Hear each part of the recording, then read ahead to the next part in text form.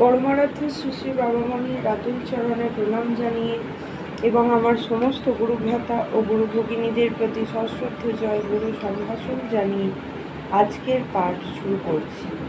ওম অখণ্ড সংহিতা বা অখণ্ড মণ্ডলেশ্বর শ্রী শ্রী স্বামী স্বরূপানন্দ পরমহংসদেবের উপদেশ বাণী 20 খণ্ড। আলিঙ্গন। শ্রী শ্রী বাবামণি বলিলেন, আলিঙ্গন অতীব প্রগাঢ় আত্মীয়তা প্রকাশের একটা মুদ্রা বিশেষ। যখন মানুষ দুই থেকে আর সুখ পায় না, এক হতে চায়, তখন আলিঙ্গন মুদ্রাটি আপনা আপনি শরীর মধ্যে প্রকাশ পায়।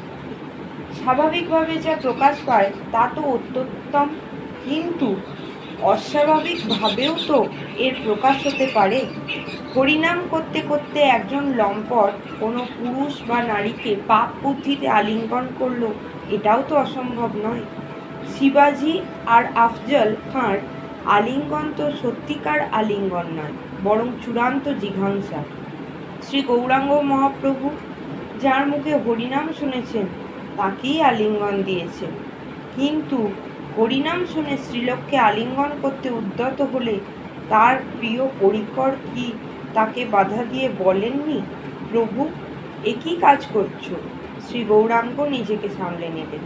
কীর্তন করতে করতে পুরুষের পক্ষে স্ত্রীলোককে বা স্ত্রীলোকের পক্ষে পুরুষকে আলিঙ্গন করা যদি একটি গুরুতর কারণে নিষিদ্ধ হয়ে থাকে, তবে গুরুতর সংক্রামক রোগগ্রস্ত ব্যক্তিকে হরিনাম কীর্তন উপলক্ষে আলিঙ্গন করাতে বাধা দেওয়া দোষের নয়।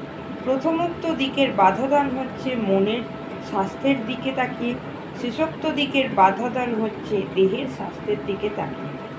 আলিঙ্গন ব্যাপারটা প্রকৃত প্রস্তাবে প্রতীক হচ্ছে সার্বাঙ্গিক মিলনের। এই মিলন অনেক সময় মনের দিক দিয়ে সর্বাত্মক মিলনে সহায়তা করে বলেই আলিঙ্গন প্রচলিত এবং প্রশংসিত। কিন্তু যেখানে তার সম্ভাবনা না ঘটে অন্য রূপ প্রতিক্রিয়ার অপসম্ভাবনা থাকে, সেখানে আলিঙ্গন নিষিদ্ধ হওয়া উচিত। তবে কেবল বাইরে থেকে কে কার মনের খবর নেবে, যার যার মনের খবরদারি নিজেরই রাখা ভালো। জয় গুরু।